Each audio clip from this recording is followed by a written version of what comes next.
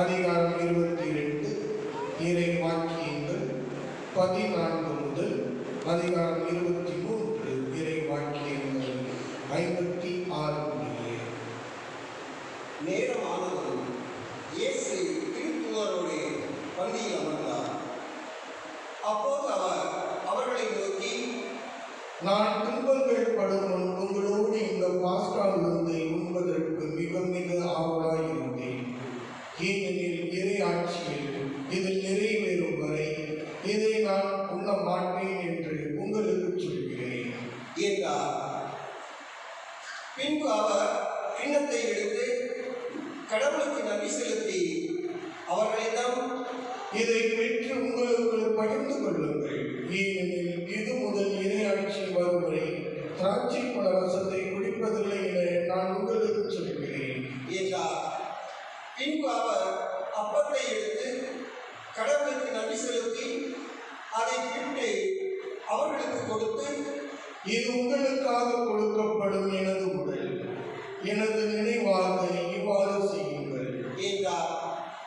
அப்படியே உணவருந்திய பின்பு அவர் கிண்ணத்தை எடுத்து, இந்த கிண்ணம் உங்களுக்காக சிந்தப்படுகிற எனது இரத்தத்தால் நிலைப்படுத்தப்படும் புதிய உடன்படிக்கை. என்னை காட்டிக் கொடுப்பவன் இதோ என்னோடு பந்தியில் அமர்ந்திருக்கிறான். மானிட மகன் தமக்கென்று குறிக்கப்படபடி போகிறார். ஆனால் ஐயோ அவனை காட்டிக் கொடுப்பவனுக்கு கேடு என்றார். அப்பொழுது அவர்கள், நம்மில் இச்செயலை செய்ய போகிறவர் யார் என்று தங்களுக்குள்ளே கேட்கத் தொடங்கினார்கள். மேலும் தங்களுக்குள்ளே பெரியவராக எண்ணப்பட வேண்டியவர் யார் என்ற விவாதம் அவர்களிடையே எழுந்தது. இயேசு அவர்களிடம், பிற இனத்தவர்களின் அரசர்கள் மக்களை அடக்கி ஆழ்கின்றார்கள், அதிகாரம் காட்டுகின்றார்கள், நன்மை செய்வோர் என அழைக்கப்படுகின்றார்கள். ஆனால் நீங்கள் அப்படி செய்வதாகாது. உங்கள் பெரியவர் சிறியவராகவும் ஆட்சி புரிபவர் தொண்டு புரிவராகவும் மாற வேண்டும். யார் பெரியவர், பந்தியில் அமர்ந்திருப்பவரா அல்லது பணிவிடை புரிபவரா? பந்தியில் அமர்ந்திருப்பவர் அல்லவா? நான் உங்கள் நடுவே பணிவிடை புரிவராக இருக்கிறேன். நான் சோதிக்கப்படும் போது என்னோடு இருந்தவர்கள் நீங்களே. என் தந்தை எனக்கு ஆட்சியுரிமை கொடுத்திருப்பது போல நானும் உங்களுக்கு கொடுக்கிறேன். ஆகவே என் ஆட்சி வரும்போது நீங்கள் என்னோடு பந்தியில் அமர்ந்து உண்டு குடிப்பீர்கள். இஸ்ரேல் 12 குலத்தாருக்கும் தீர்ப்பு வழங்க அரியணையில் அமர்வீர்கள். சீமோனே, சீமோனே, இதோ கோதுமை போல உங்களை குறைக்க சாத்தான் அனுமதி பெற்றிருக்கிறார். ஆனால் நான் உனது நம்பிக்கை தளராக இருக்க உனக்காக மன்றாடுகிறேன். நீ மனம் திரும்பிய பின் உன் சகோதரர்களை உறுதிப்படுத்து என்றார். அதற்கு பேதுரு, ஆண்டவரே, உம்மோடு சிறையிடப்படுவதற்கும் ஏன் சாவலுக்கும் நான் ஆயத்தமாயிருக்கிறேன் என்றார். இயேசு அவரிடம், பேதுருவே, இன்றிரவே என்னை தெரியாது என மும்முறை நீ பதிலளிக்கும் முன் சேவல் கூவாது என உனக்கு சொல்கிறேன் என்றார். இயேசு சீடர்களிடம், நான் உங்களை பணப்பையோ வேறு பையோ மிதியடியோ எதுவும் இல்லாமல் அனுப்பிய போது உங்களுக்கு ஏதாவது குறை இருந்ததா என்று கேட்டார். அவர்கள், ஒரு குறையும் இருந்ததில்லை என்றார்கள். அவர் அவர்களிடம், ஆனால் இப்பொழுது பணப்பை உடையவர் அதை எடுத்துக் கொள்ளட்டும், வேறுமை உடையவரும் அவ்வாறே செய்யட்டும். வாழ் இல்லாதவர் தம் மேலாடையை விற்று வாழ் வாங்கிக் கொள்ளட்டும். ஏனெனில் நான் உங்களுக்கு சொல்கிறேன், கொடியவரும் ஒருவராக கருதப்பட்டார் என்று மறைநூலில் எழுதியுள்ளவாறு என் வாழ்வில் நிறைவேற வேண்டும். என்னை பற்றியவை எல்லாம் நிறைவேறி வருகின்றன என்றார். அவர்கள், ஆண்டவரே, இதோ இங்கே 7 வாழ்கள் உள்ளன என்றார்கள். இயேசு அவர்களிடம், போதும் என்றார். இயேசு அங்கிருந்து புறப்பட்டு தம் வழக்கப்படி ஒலிவ மலைக்கு சென்றார். சீடர்களும் அவரை பின்தொடர்ந்தார்கள். அந்த இடத்தை அடைந்ததும் அவர் அவர்களிடம், சோதனைக்கு புறப்படாதிருக்க இறைவனிடம் வேண்டுங்கள் என்றார். பிறகு அவர் அவர்களை விட்டு கல்லறை தூரம் விலகிச் சென்று முழங்கால் படியிட்டு இறைவனிடம் வேண்டினார். தந்தையே, உமக்கு விருப்பமானால் இத்துன்பத் துன்பத்தை என்னிடமிருந்து அகற்றும். ஆனால் என் விருப்பப்படி அல்ல, உன் விருப்பப்படியே நிகழட்டும் என்று கூறினார். அப்போது கிடகத்தில் இருந்து ஒரு தூதர் அவருக்கு தோன்றி அவரை வற்புறுத்தினார். அவரோ மிகுந்த வேதனைக்குள்ளாகவே உருக்கமாய் இறைவனிடம் வேண்டிக் கொண்டிருந்தார். அவரது உயிரை வெறும் இரத்த வெள்ளத் துளிகளைப் போல் தடை விழுந்தது. அவர் இறைவேண்டலை முடித்துவிட்டு எழுந்து சீடர்களிடம் வந்தபோது அவர்கள் துயரத்தால் சோர்வுற்று தூங்கிக் கொண்டிருப்பதை கண்டார். அவர்களிடம், என்ன உறங்கிக் கொண்டாயிருக்கின்றீர்கள்? சோதனைக்குட்படாதிருக்க விழித்திருந்து இறைவனிடம் வேண்டுங்கள் என்றார். இயேசு தொடர்ந்து பேசிக் கொண்டிருக்கும் போது இதோ மக்கள் கூட்டமாய் வந்தனர். பன்னிருவரில் ஒருவரான யூதாஸ் என்பவன் அவர்களுக்கு முன்வந்து அவரை முத்தமிட நெருங்கினார். இயேசு அவரிடம், யூதாசே, முத்தமிட்டா மாநில மகனை காட்டிக் கொடுக்கின்றாய் என்றார்.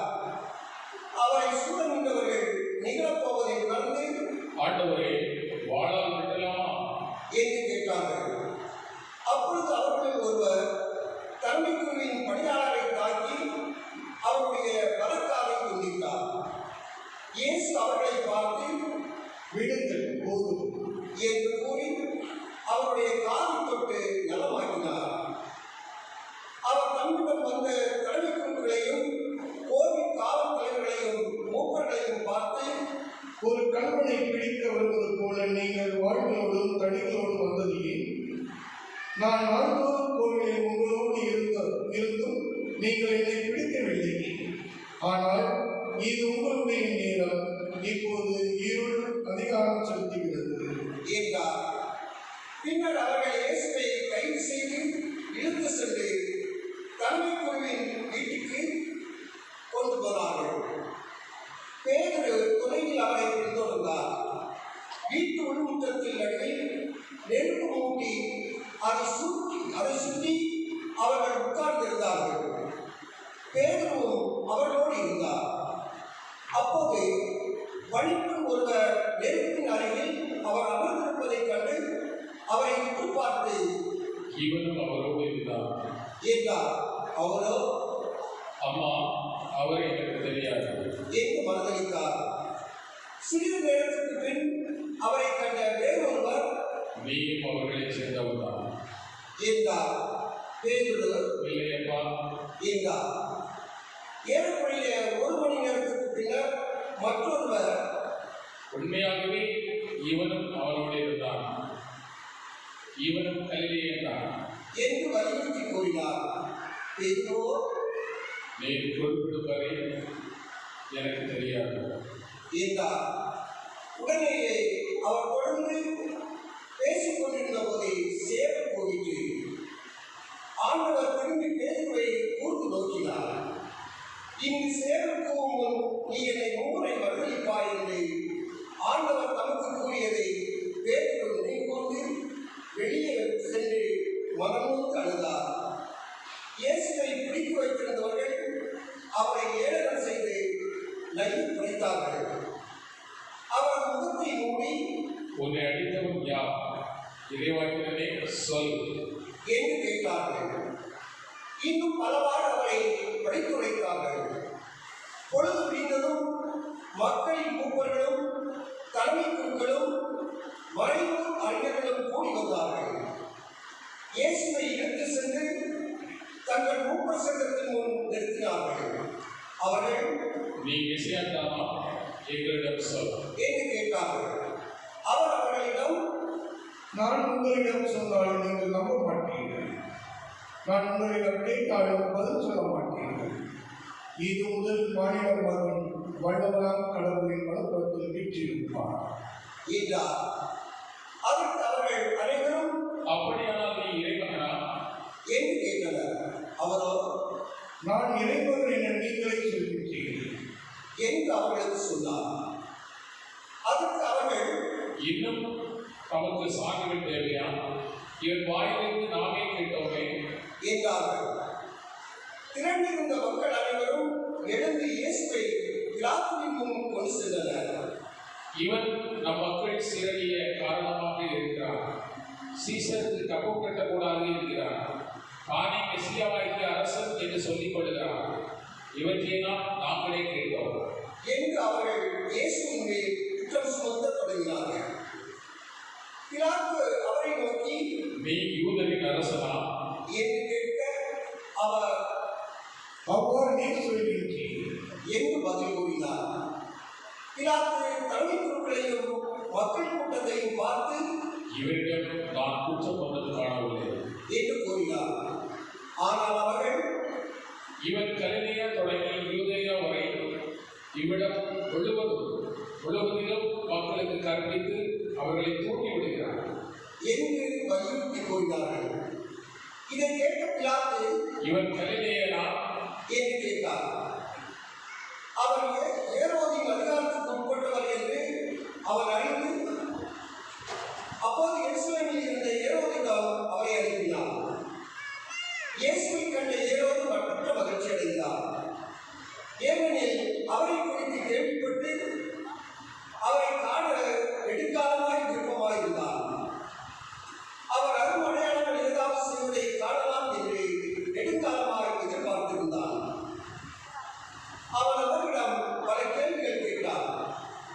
ஆனால் அவர் அவருக்கு பதில் எதுவும் கூறவில்லை. அங்கு நின்ற தலைமை குருக்களும் மறைமுக அறிஞர்களும் அவர் முன் மிகுதியாக குற்றம் சுமத்திக் கொண்டிருந்தார்கள். ஏரோது தன் படை வீரரோடு அவரை இழந்து ஏளனம் செய்து பளபளப்பான ஆடையை அவருக்கு கொடுத்து அவரை பிலாத்துவிடம் திருப்பி அனுப்பினார். அதுவரை ஒருவருக்கொருவர் பகைவராயிருந்த ஏரோதும் பிலாத்துவும் அங்கு நண்பர்களாயினர்.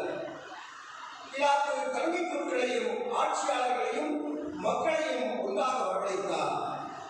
அவர்களை நோக்கி, மக்கள் சீரழிய காரணமாய் இருக்கிறான் என்று இவரை என்னிடம் கொண்டு வந்தீர்களே, இதோ நான் உங்கள் முன்னிலையில் விசாரித்து நீங்கள் சுமத்துகிற எந்த குற்றத்தை இவரிடத்தில் காணவில்லை, ஏதேனும் குற்றம் எதுவும் காணவில்லை. ஆகவே அவர் இவனை நம்மிடம் திருப்பி அனுப்பியுள்ளார். மரண தண்டனைக்குரிய யாவரையும் செய்யவில்லை என்பது தெளிவு. எனவே இவரை தண்டித்து விடுதலை செய்வேன் என்றார். விழாவின் போது அவர்களுக்கென ஒரு கைதியை விடுவிக்க வேண்டிய கட்டாயம் அவருக்கு இருந்தது.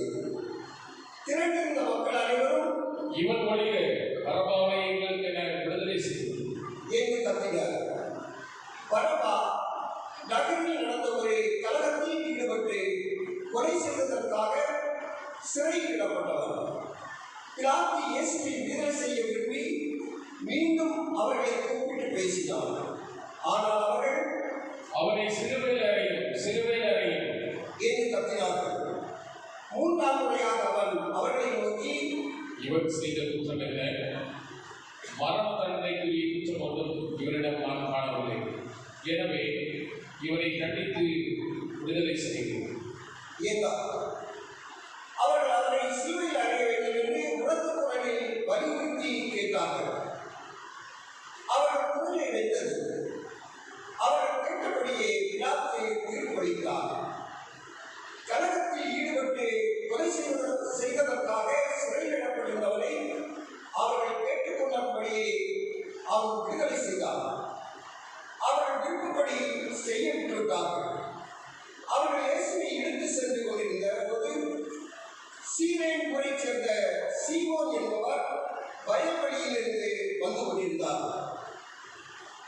அவர்கள் அவரை பிடித்து அவர் மேல் இயேசுவின் சிலுவையை வைத்து அவருக்கு பின் அதை சுமந்து கொண்டு போக செய்தார்கள். பெரும் திரளான மக்களும் அவருக்காக மாரடித்து புலம்பி ஒப்பாரி வைத்த பெண்களும் அவர் பின்னே செய்தார்கள். இயேசு அவர் பெண்கள் பக்கம் திரும்பி, இயேசுவின் மகளே, நீங்கள் எனக்காக அழ வேண்டாம், மாறாக உங்களுக்காகவும் உங்கள் மக்களுக்காகவும் அழுங்கள்.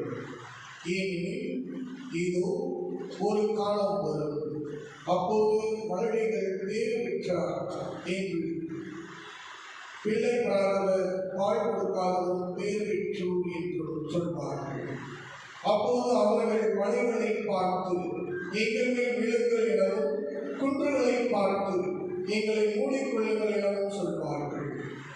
பச்சை மரத்திற்கு இவ்வாறு செய்கிறார்கள் என்றார், பட்ட மரத்திற்கு என்னதான் செய்ய மாட்டார்கள் என்றார்.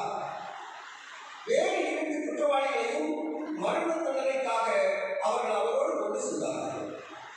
மண்டி ஓடி எனப்படும் இடத்திற்கு வந்ததும் அங்கே அவரையும் வலப்புறம் ஒருவனும் இடப்புறம் ஒருவனுமாக அக்குற்றவாளிகளையும் அவர்கள் சிலுவையில் அடைந்தார்கள். அப்போது இயேசு, தந்தையே, இவர்களை மன்னியும், ஏனெனில் தாங்கள் செய்வது என்னதென்று இவர்களுக்கு தெரியவில்லை என்று சொன்னார். அவர்கள் அவருடைய ஆடைகளை குலுக்கல் முறையில் பங்கிட்டுக் கொண்டார்கள். மக்கள் இவர்களை பார்த்துக் கொண்டு நின்றார்கள். ஆட்சியாளர்கள், பிறரை விடுவித்தான், இவன் கடவுளின் மெசியாவும் தேர்ந்தெடுக்கப்பட்டவருமானால் தன்னையே விடுவித்துக் கொள்ளட்டும் என்று கேலி செய்தார்கள். படைவீரர் அவரிடம் வந்து குடித்த திராட்சை ரசத்தை கொடுத்து, நீ யூதர்களின் அரசனானா உன்னை காப்பாற்றிக் கொள் என்று வெட்டி நகையாடினர். இவன் யூதரின் அரசன் என்று அவரது சிலுவையின் மேல் எழுதி வைக்கப்பட்டிருந்தது. சிலுவையில் தொங்கிக் கொண்டிருந்த குற்றவாளிகளில் ஒருவன், நீ மெசியா தானே, உன்னையும் எங்களையும் காப்பாற்று என்று அவரை அடித்துரைத்தான். ஆனால் மற்றவன் அவரை கடிந்து கொண்டு, கடவுளுக்கு நீ அஞ்சுவதில்லையா? நீயும் அதே தீர்ப்புத்தானே உள்ளாயிருக்கிறாய். நாம் தண்டிக்கப்படுவது குறையும், நாம் செய்ததற்கேற்ற தண்டனை நாம் பெறுகிறோம். இவர் ஒரு குற்றம் செய்யவில்லையே என்று பதிலளித்தான். பின்பு அவன், இயேசுவே, நீ ஆட்சி உரிமை பெற்று வரும்போது என்னை நினைவில் கொள்ளும் என்றான். அதற்கு இயேசு அவனிடம், நீர் இன்று என்னோடு பேருந்து வீட்டில் இருப்பீர் என உறுதியாக உமக்கு சொல்கிறேன் என்றார். ஏறக்குறைய நண்பகல் 12 மணி முதல் பிற்பகல் 3 மணி வரை நாடெங்கும் இருள் உண்டாயிற்று. கதிரவன் ஒளி கொடுக்கவில்லை. திருக்கோவிலில் திரை நடுவில் இருந்து கிழிந்தது. தந்தையே, உன் கையில் என் உயிரை ஒப்படைக்கிறேன் என்று இயேசு உரத்த குரலில் கூறி உயிர் துறந்தார்.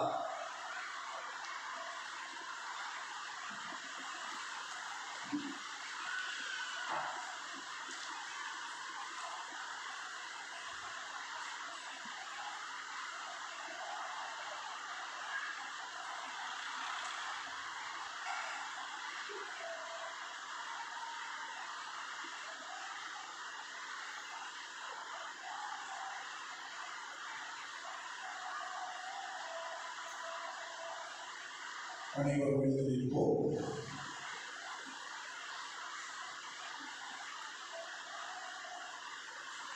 இதை கண்ட நூற்றுவர் தலைவர்,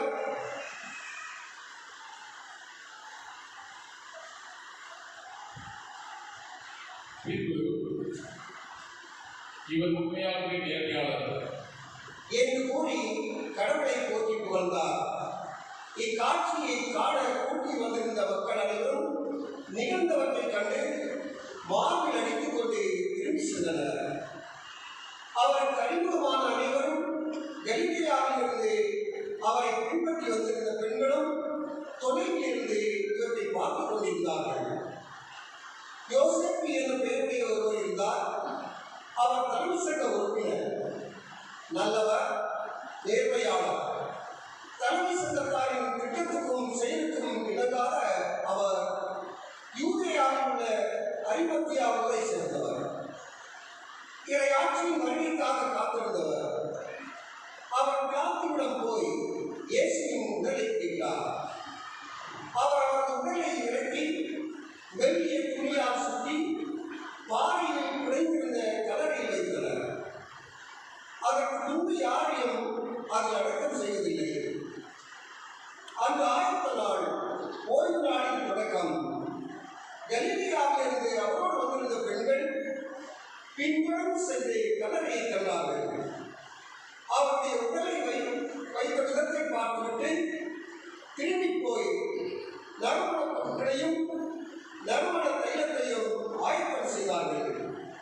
கட்டளைப்படி அவர்கள் ஓய்வு நாளில் ஓய்ந்திருந்தார்கள்.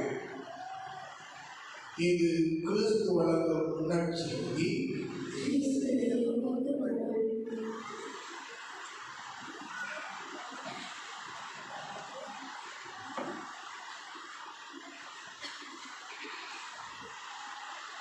ஆண்டவர் இயேசு கிறிஸ்துவின் பிரியமான சகோதர